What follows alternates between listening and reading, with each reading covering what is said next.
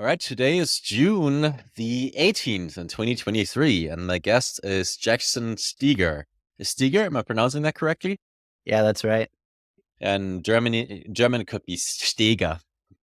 That's probably Yeah, not it. I used to live in Austria and got a lot of Steger. Yeah.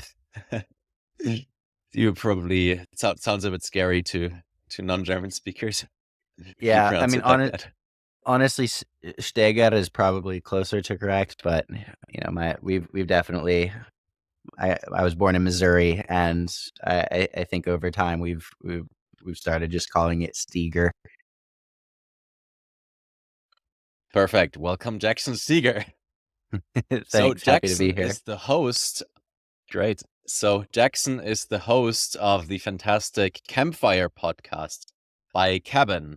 Cabin is a co-living network city that we featured on episode 48 of this podcast.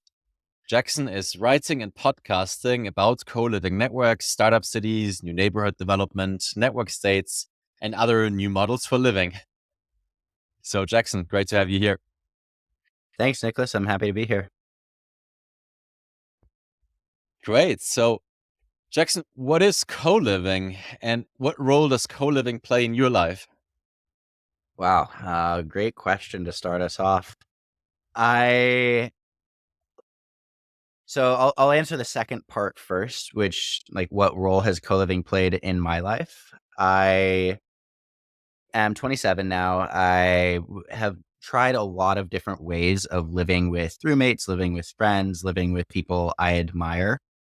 And I would distinguish co-living from roommates in that there is perhaps more of a clear intention when you are co-living with a group. And I started really like beyond college dorms, which I think is a version of co-living. The first exposure I had to co-living in the way that I interact with it most days right now was in the heart of COVID. A few of my friends organized a house in San Diego for 35 people where we all flew in from different parts of the country. This was before there was a vaccine widely available for coronavirus. And we created this bubble for us 35 where we had all of our groceries delivered. We weren't allowed to go to any other indoor place, or we would sort of violate this trust between the group. And we called it the co-creation castle. So all 35 of us were there because we had some desire to co-create, to yes and with the people that we lived with, and to build cool things and to support each other in different creative endeavors. And that was like an amazing month for me. It was four of the best weeks of my life, especially after the last year had been a very lonely existence for everyone involved. And to come together with like-minded people, to be surrounded by people that you admired, and to be inspired by them every day was an incredible, warm experience. And I made so many close friends. So that's like what really got me into co-living. And then I've just through Cabin and through other outlets have tried to organize and foster more intentional living groups, because having like a core intention, again, that first one was a place where we could all co-create, but having other intentions focused on adventure or on fitness or other things that we've done has been an incredibly exciting way to live with friends and to meet people and to grow community. Great. Yeah. When I think of co-living, what I think of is it's just non-traditional ways of living, right? So no people, you're living together with others when you have like a family or when you have like a roommate or in a dorm. So it's also a form of co-living, but then there are ways to live together with multiple people or multiple families in the same place, or sort of not in just the traditional minimum lot size zoned household, right? So how would you what else is out there? What are the different models? Sure. Well, in a world where loneliness is, I'd argue, a growing epidemic, co-living, you're right, offers a solution by connecting people in spaces designed for community and for personal growth. So the question, just to make sure I'm understanding, is what are the different types of co-living out there? So I think the Yeah, first would correct. be like subscription co-living. So this is a model that you see Selina employ, that you see Outsite or Wi-Fi Tribe or Remote Year all employ to some extent, and now Cabin 2 with the membership offering that we have is a version of subscription co-living. This is where you pay some kind of rent to an organization and they help with all the logistics involved in setting up the housing or in developing programming. Like maybe it's nightly yoga, maybe it's some excursion, but they handle all of those logistics for you so that you, and you being like a digital nomad or like target remote worker, can show up and just sort of like run with it and go. And so co-living in that sense is being very much productized and grown and scaled as more and more people experiment with different ways to live. And I think also like the moment we're in now in 2023, right, is unique in the history of humanity in that for hundreds of years, thousands of years, where you worked has been largely in one place. And so people have been tied to live in one place. But this intersection, this collision, be it between the rise of like remote work, of satellite internet, of renewable energy, all collide in this way that allow us to reimagine how we live and be in different places for different amounts of time. It fueling the rise of what I call seasonal living too, beyond just like a point to point digital nomad, traditional way of living.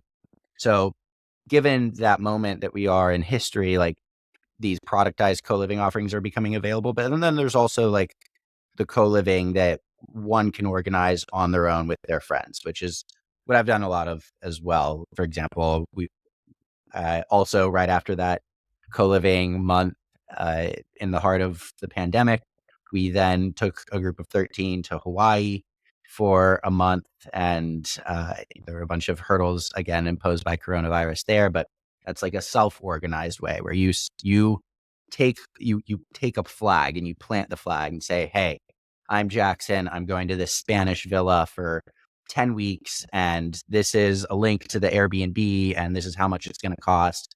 And this is sort of the intention.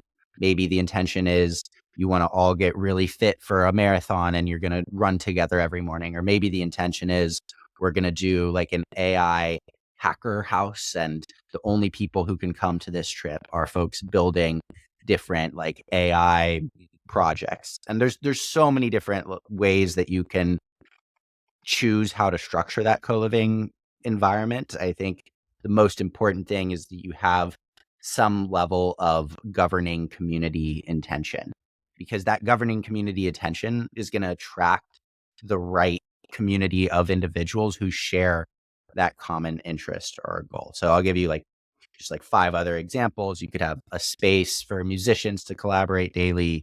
You could have a place for like nutrition conscious roommates to design their environment to best support like a diet.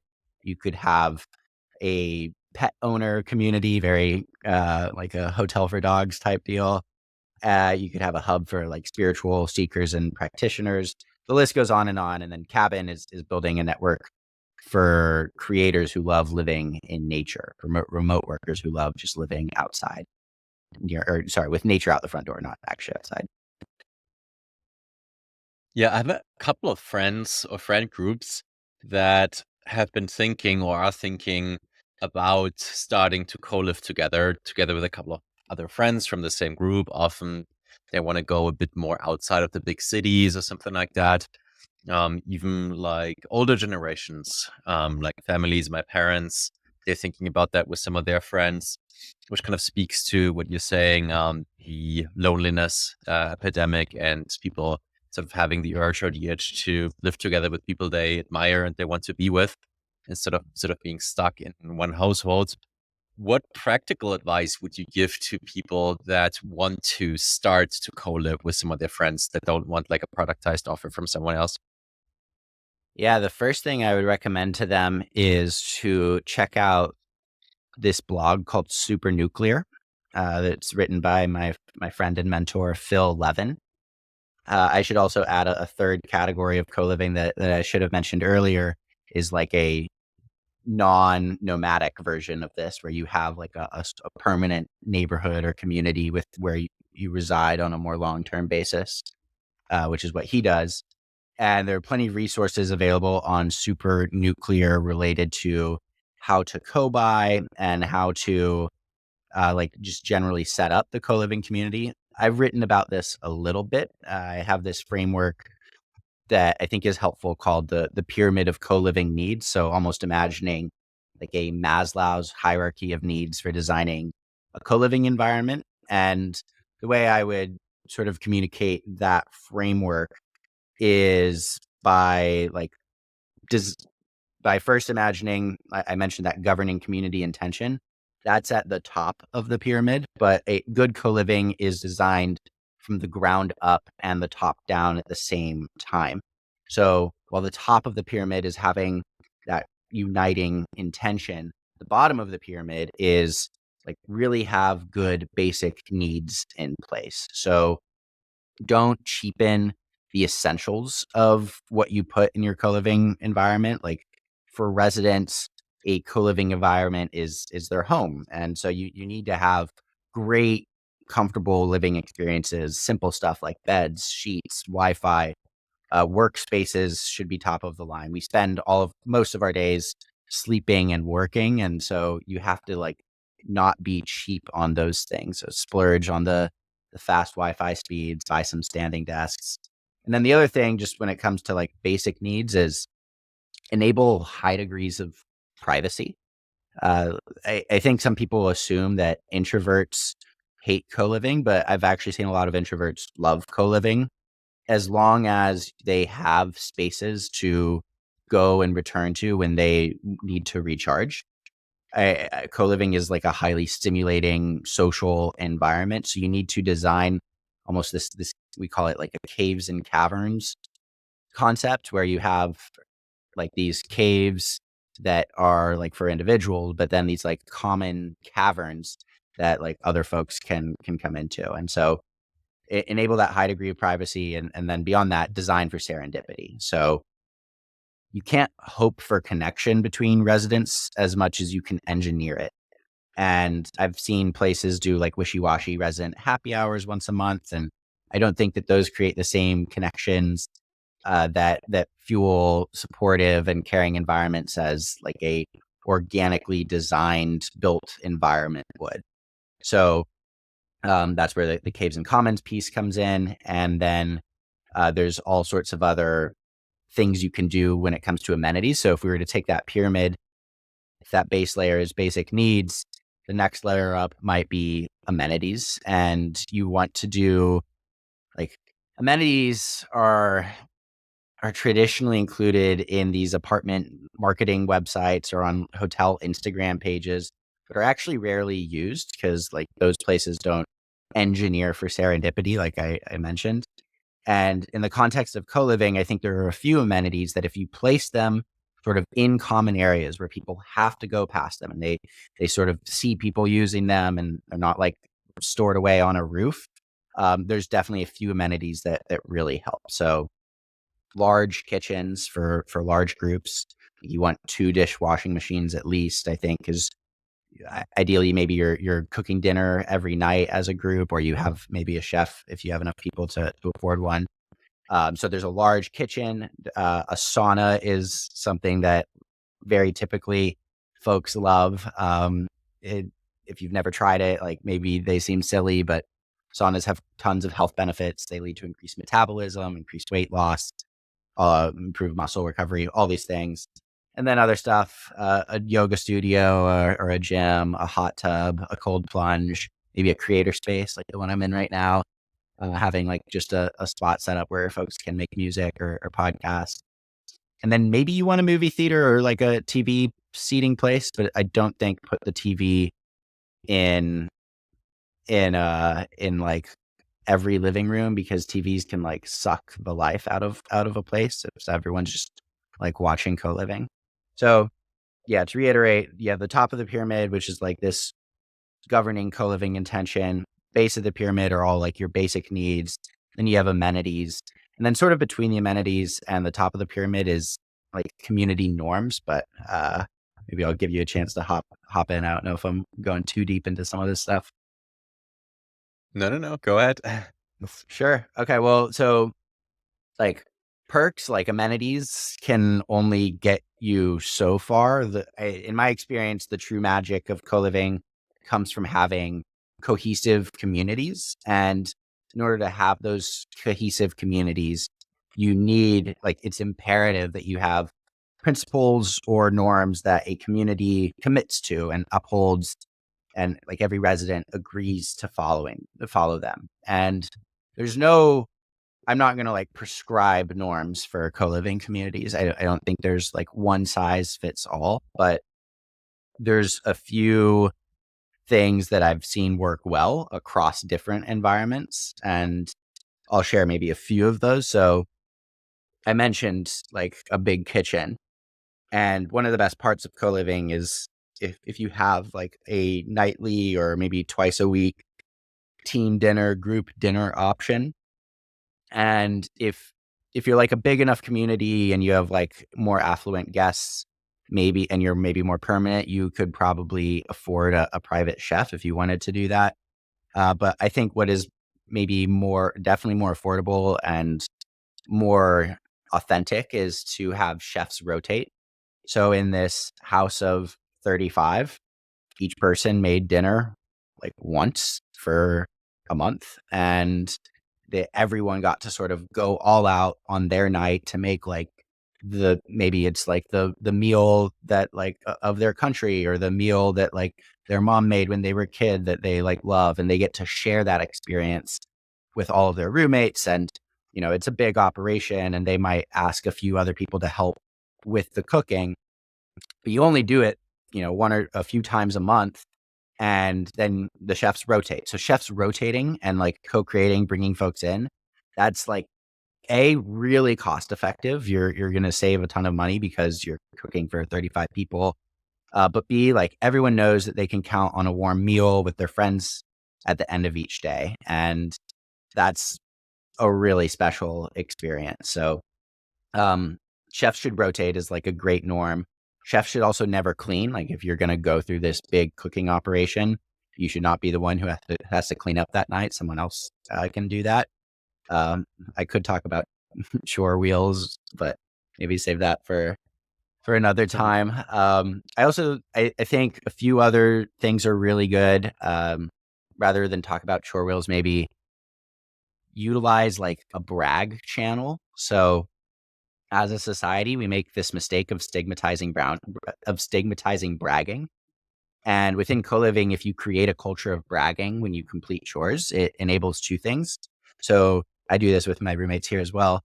But you get props for doing things when you brag. You get props for like doing the thing that you did. Your work doesn't go unnoticed. A lot of times I have this great friend who she would every day, like she'd like sort of do a few things in the kitchen to just like make it a little bit cleaner, or like she'd clean up this space, and she would do this quietly and no one would notice. And I think that, can build resentment in someone, not in her, but like, I think that could happen. And so when you say, hey, like I did this, people know and like they'll thank you. But also when everyone's like sharing all their brags, people see chores being done at a higher rate and feel compelled to also contribute to the common good. So utilize a brag channel. And then there's this thing we talk about a lot in Cabin that we've stolen from our friends at Radish called duocracy. So duocracy is this idea of like, if there's any small community decision like that is cheap and easily reversible, just do it. So like if you need to like, if you think that the walls in this room need to be painted, like and the budget is like not large and you just want to do it, like go do it. Group decision making runs the risk of being slow and overcomplicated, and duocracy is this effective way to counteract those flaws, to empower residents to act on like the to-dos that the community needs most. So duocracy is good. Maybe the last one I'll mention is cheer the opt-out. I think some people, especially if they've never lived in a co-living community, think that like you have to do all of these activities that happen on a day-to-day basis or week-to-week basis, and that you have to participate in all of the meals every night. But that should not be the case at all. Like, paying members should never be excluded, but also no one should be required to attend things. People have different commitments and energy levels, and it's nice to have something there, but don't guilt trip people for like opting out. Cheer them for opting out.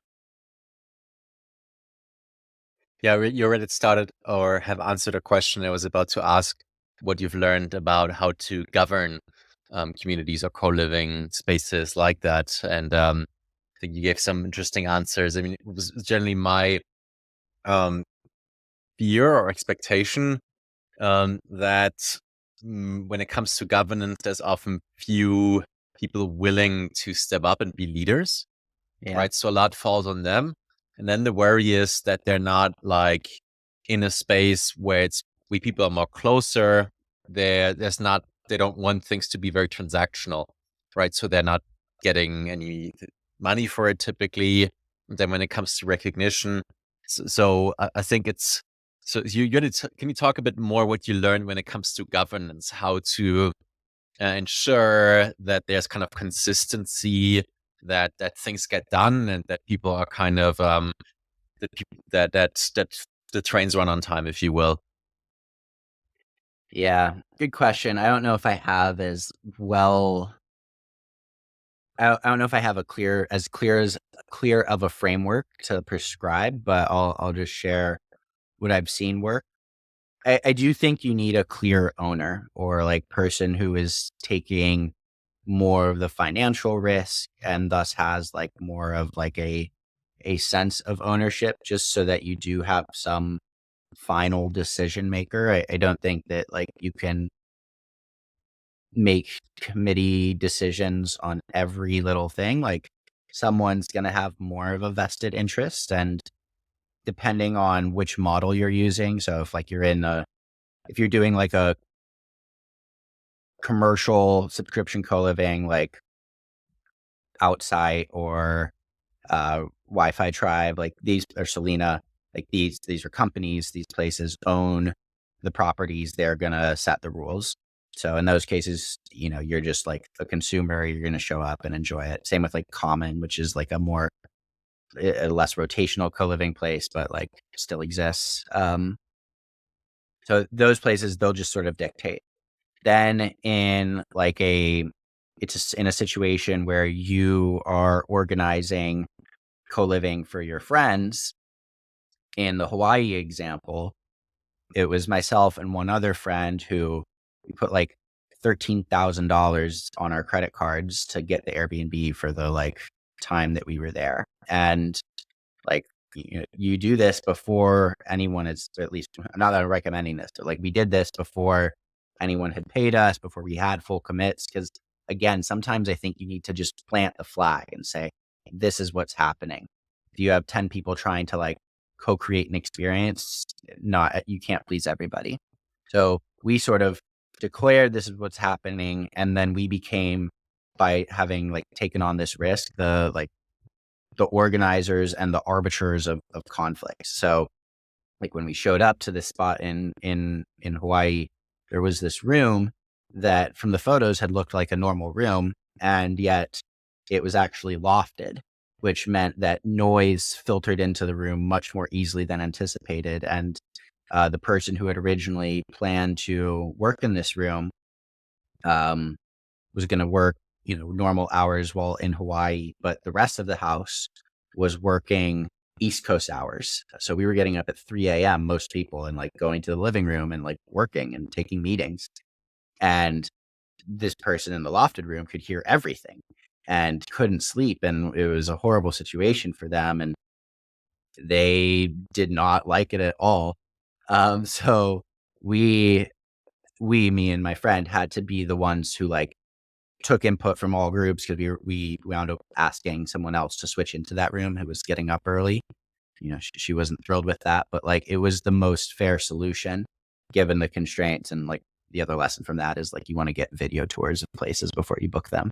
But that was like a case of the people who are organizing it should like make those like harder decisions that like other people are involved with. But there's plenty of other decisions that like we didn't have to make because, hey, like you want to go on a like waterfall kayaking adventure, like we don't need to like organize that or lead that. Someone else can do that.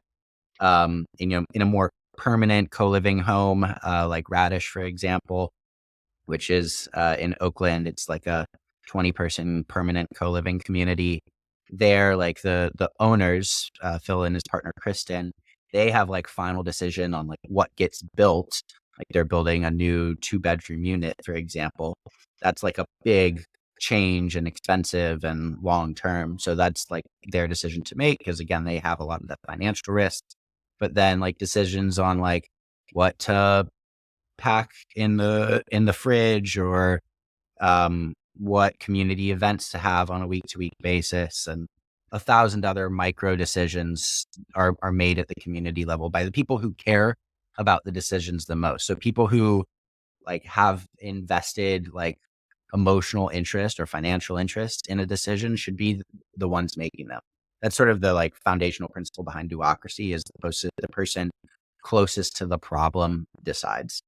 And then the last model, which is for cabin and how we have many neighborhoods.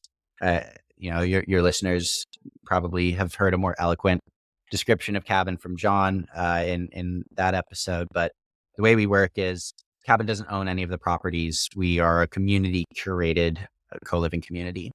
And each of our neighborhoods has a clear caretaker. This person is the steward of their land and of the like gathering that happens therein. So they have like they're sort of like the Phil and Kristen of their individual location, but cabin as a whole has certain values and certain um, criteria to our neighborhoods. And so like there's the on-chain governance that we do to sort of curate which communities are most aligned with like Cabin's vision of building a network city for remote workers who love nature. And through this token curated registry that we've built, the best neighborhoods, best in quotations, rise to the top of this list because people say, hey, like these neighborhoods are really cool. And so then more people go to those neighborhoods. Yeah. So the answer to the governance question is there's many different answers, right? I mean, you can Yeah. have like a much more productized experience, like a Disney World, or like a Mhm. completely like everyone is self-reliant and taking care of their own stuff experience, like Rock City, Burning Man, or something like that, right? And there's Yeah. loads of space in between. And I think anything that's rule related, whether it's like community norms or governance decisions, should be minimal and should be bottom up. Like having community members introduce them as a response to situations native to your co living situation, and then communicating these established norms to new members are like the most important things you can do. Wait, aren't there some like particular regulatory challenges around co-living? Right. I remember that isn't it like illegal or very difficult for multiple people to live in kind of the same place or what's considered kind of the same unit? Sure. I mean, every place is different. Both like individual states have different rules regarding like what's like how many like how you zone a place for like a single family or multifamily. Um, and then different countries, we could have different rules too. Like in Japan, it's very common to see like these uh, pod style sleeping arrangements that are much less common in the US, but you're starting to see it. And I think that we need building codes that allow us to be creative in how we build and to imagine more things like uh, the radishes of the world. And I think for some of these things, you might have to work with your local city council sometimes in order to get things passed, which is like a very bureaucratic process and can slow down the ability for us to create more affordable housing, which co-living is typically cheaper than typical housing because you create more density. Um, so I mean, I would definitely be in favor of less strict rules, but I also wouldn't say I'm like ultra familiar with every code out there. Even here, I live in Venice Beach, California, and there's an organization called Haven that somehow, I don't know how they've done this, but in a neighborhood where most properties are single family homes, or maybe they're like a 4-unit multifamily at the most, they've been able to create like a place where 90 people live, um, sometimes 8 to a room, and sometimes with private rooms. But they've created a very dense hub in a neighborhood where there's not really much development beyond these single families. And so I don't know how they did it. Folks should look it up. But or they should ask their founder Robert how he was able to sort of like abide by zoning rules and create more housing at the same time. But I'm definitely in favor of being able to build more and to experiment more when it comes to housing. Yeah, yeah. And what do you see as the connection or the nexus between co-living and the network state? So, in terms of Balaji's book, The Network State, right? So I think all of us who've read it or in this space are not 100% sure of what it is or how it's going to look like. So there's different interpretations out there what it is. So what's your take on it? Yeah. One second. I'm just gonna load a resource here. So I think John Hillis at Cabin has talked about this a lot, but if you can't keep like the kitchen sink clean in a co-living environment, you probably shouldn't be trying to start a new country. And there, you like a new network state or a new like model for living with other humans is so complex and so ambitious, and I applaud that ambition, but you got to be able to like do the simple things first. So if we're to take Balaji's longer definition of a network state, which he calls it like a social network with a moral innovation, a sense of national consciousness, like all these things. There's a few parts of he has this long paragraph long definition that I think are worth highlighting. So like um he talks about a moral innovation, an in-person level of civility, uh like those two things are really interesting to go deeper on. Like in Balaji's stuff, he talks about like having one commandment. So he uses this example of like Fitopia, a place where all parts of the network state are designed for fitness enthusiasts to work out at any given moment, and there's like pull-up bars on your way to work or whatever. Um, I think that's a little bit like I think he's being a little bit extreme to like get a point across. What we think works better is several suggestions. Like at Cabin, everything that we try to do is either to like create or conserve or to co-live. And so given those like suggestions that aren't as like specific as like Fitopia, it allows the different corners of our universe to better imagine an environment for them. And then like the in-person level of civility, how are you going to have that if you can't do basic co-living or like just dinner parties together? So we're really trying to like nail those things, nail living with each other, nail having like events that safely gather and include strangers from the internet, which is a hard challenge and a important, fragile, precious challenge. And you got to get those things down first before you could ever try to do something like achieve diplomatic recognition, which I personally don't even think is really like super necessary yet. Um, and and it's just sort of silly if you aren't able to live with other humans or communicate with them clearly and safely.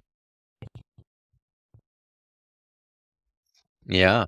What if you had a bunch of other like network state-ish or startup city or co-living projects on your podcast, which other ones besides Kevin would you highlight that kind of give a bit of a sense of in which direction this industry or this trend is going? Yeah. I feel fortunate to have had a lot of really interesting guests on the show, many of whom have come on your show as well. I think what Kift is doing is really interesting. So Kift is building a remote work, or sorry, Kift is building like a community of van lifers. So they they have like kind of taken that several suggestion standpoint and just been like people who want to like travel with other interesting people and who might need good Wi-Fi and showers and skill sharing along the way. They can do that now, and Kift has these community houses that sort of help bond the van lifers really well. I just, and everyone I've met there has been a really great person, and um, I just believe in what they're doing.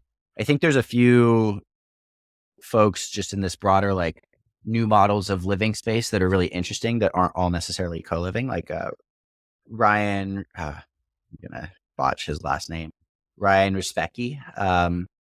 He's the founder and CEO of Spectra Cities, and Spectra is a VR enabled way for placemakers to design and model virtual cities. I think as these trends in how we live are evolving, being able to plan for new spaces in a cheap way is going to be really important. And his technology allows you to do that with increasingly high fidelity. And I think that's really important. I think what Plumia is doing. So there is a Y Combinator company called Safety Wing that provides travel insurance and health insurance to nomads. I think that alone is useful and interesting. But they have a moonshot division of their organization called Plumia, which is at its most ambitious, trying to build a uh, a global mobility visa, is I think how they would phrase that. Like a digital nomad visa. They're very focused on like global mobility rights of people everywhere. And I think that that's like a really interesting and noble mission to pursue, especially just considering how someone's passport is largely an accident of their birth. I think what they're doing is great. So I'd highlight Plumia, I'd highlight Spectra, Kift, and then there's other fun episodes that are maybe less specific to this conversation. Yeah, but these are great examples. You already segued into a topic that you wrote an interesting blog post about passports, Mm. right? So passports are in kind of an accident of birth, Mm-hmm. and we take them for granted. They determine so much of our lives, yet they have a relatively young history thus far. I think they're a bit less than 100 years old. Can you talk about the history of passports? Yeah.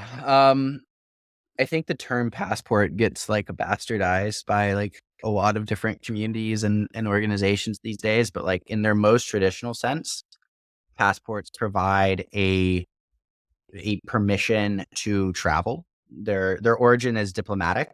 So before, like, yeah, you're right. They're about 100 years old in their like current form, but like before this modern era of passports, you had these like sauf conduite, like safe conduct passes that were like written pleas from like in different kingdoms to say like, uh, please grant me safe passage for the purpose of negotiations in and out of a kingdom.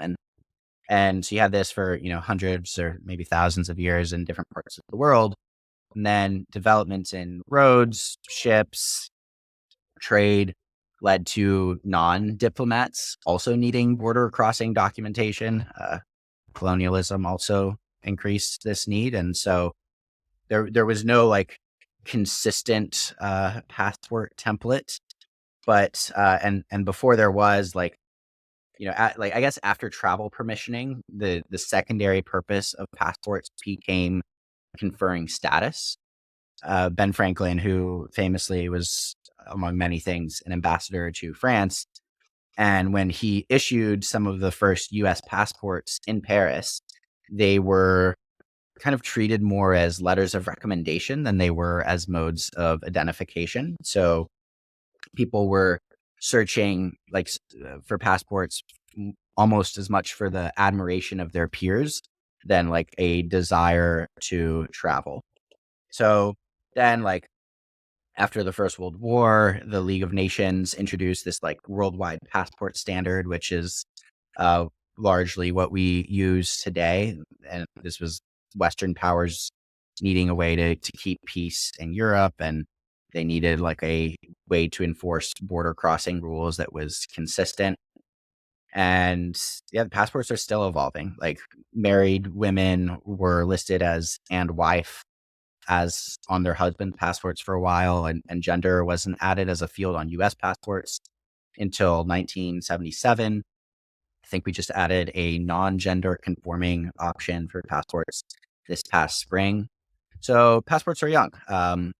The adoption isn't even that high today. Like the in 1997, only 15% of Americans held a passport, which is crazy. And like I think 9/11 and just increasing globalization has driven that number to 46% in the US, but um, other parts of the world it's still under 5%. I think Europe has the highest, it's like more like 85 or 90%, which makes sense because those are smaller countries in Europe and you're more likely to cross a border. So we're still early. Passports are like young in their life cycle. They'll undergo more changes in the next decade, and there will probably be more technical innovation too, spurred by biometrics and AI. Yeah, like passports seem to me, if you want to have like one factor that's driving most of global inequality, it's probably passports, Mm, right? mm, So the world is kind of divided up mhm, into borders, that's all the landmass, and then passports are what confers your ability to go and find opportunity in other places in the world other than the one that you were born in and that you happen to get as your birthright, which I think is a bit depressing.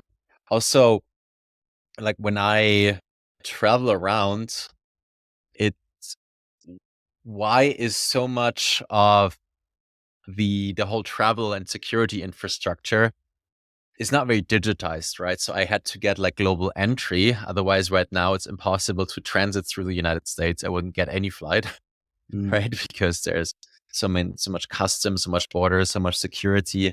mhm, And then it took me over a year just to get appointments in person with two government agencies, one in my own in Germany. They have to sort of give like my police record saying that I did never commit a crime. Then I had to bring that physically to another agency in the United States.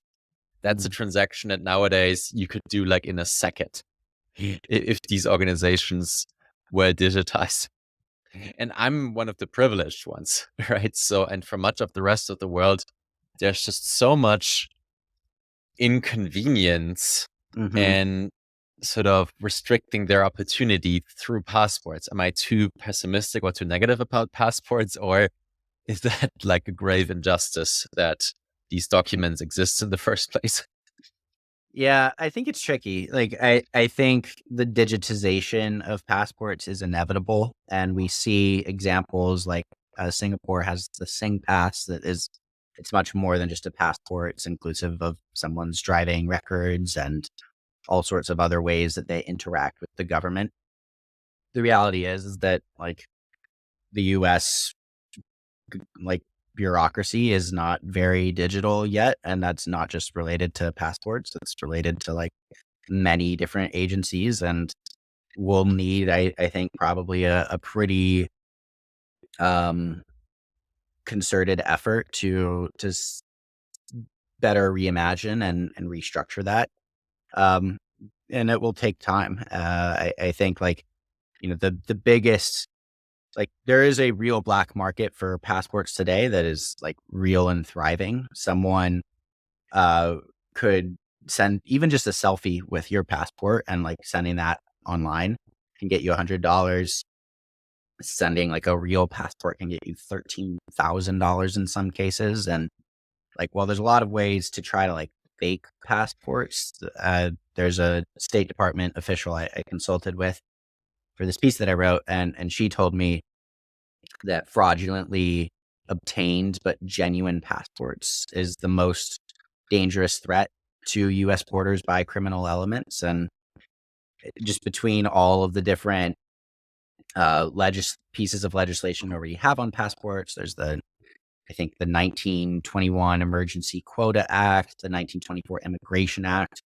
There are just a lot of rules that U.S. officials need to abide by to safely ensure that passports are handed out like um, in a way that's consistent with the rules we currently have. And until those rules change, or until we find a better way to digitize the experience, the way that we like make passports is extremely secure and protected, because we're trying to like, limit the number, which, you can argue whether that's good or bad. But um, like, I've seen the passport making apparatus in several embassies and consulates throughout the world, and they're very involved machines that very specialized people are trained to use.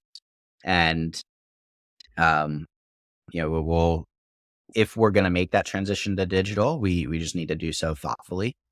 And I'm confident it will happen, but unclear on what that timeline will be. Yeah, it's one of my hopes that that can be like a major innovation in the network state space, right? There's already jurisdictions like Palau who are trying to innovate on that front. Hmm. Hmm. Afropolitan wants to Hmm. create Afro towns and embassies that their members basically have the power to grant like passports or something like that, or like Yeah. citizenships um, through or holding passports on NFTs or something like that. I think that's a Yeah. major area. We had discussions in Montenegro where they want to change the immigration laws or restrictions in a way that they can sort of give organizations the power to issue visas, right? So Hmm. they're like approved by the government and then they issue it. So this Hmm. could be just way faster. And this could just unlock a lot of sort of stranded talent that's right now not able to move anywhere. Is there anything in that space that you've seen or anywhere else where you do see the innovation on the front of passport that you're describing in terms of like you already mentioned the Singer Pass? Yeah, I think like y- global entry or clear are interesting programs because they're starting to capture some biometric data as well. And like, I think, there's all sorts of like experimenting in AI and biometric hacking that is happening. But the more layers of security you can create in that digitization, the better. And like the whatever the ultimate solution is, it will probably be some intersection of biotech and AI, like security systems with humans at airports and things like that, combined with like digitized passports. And some people might bemoan the loss of privacy that could come with that. Obviously, I would hope that any bio related program is done in a like secure compliant, like thoughtful way. But like, it's pretty common throughout history to see a small like loss in privacy leading to like an increase in safety. And I imagine that we'll see something like that pertaining to like whatever this end security state might be that also enables higher convenience. Yeah. In Susalu, in with within the Ethereum ecosystem, we were discussing zero knowledge proofs, Hmm. which could do that, right? So in a privacy preserving way, could sort of verify your identity and just confirm that you're the person that you claim to be. So the technological means to achieve that already exist. But as you said before, it's really the rules by government that are preventing better technology from reaching wider adoption, which I think is something that is a key innovation that should come from the network state space, that we're able to just make it easier for people to travel or to go where work and opportunity is, because that's just, I think, one of the biggest injustices in the world and source of sort of stranded talent.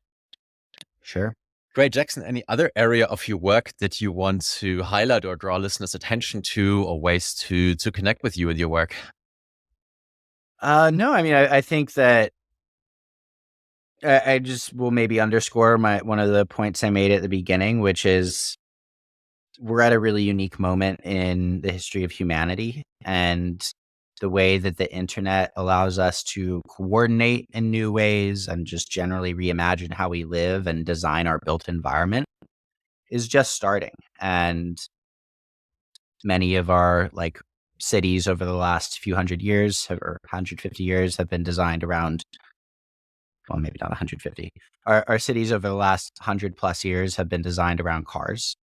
And I don't know if they will continue to be designed around cars when we will be able to increasingly meet people online and get together in person for a duration of our choosing. And given this just sort of extreme flexibility there and the extremely high number of coordination options that are supported by a number of real world technical innovations in renewable energy and satellite internet and other and like modular housing, we're just going to see so many cool experiments over the next 50 years that I'm extremely excited and thankful to be able to see. And I'm just generally optimistic about how we can create more housing and promote more equity through these coordination mechanisms. So I write about this kind of stuff at futureofliving.substack.com, and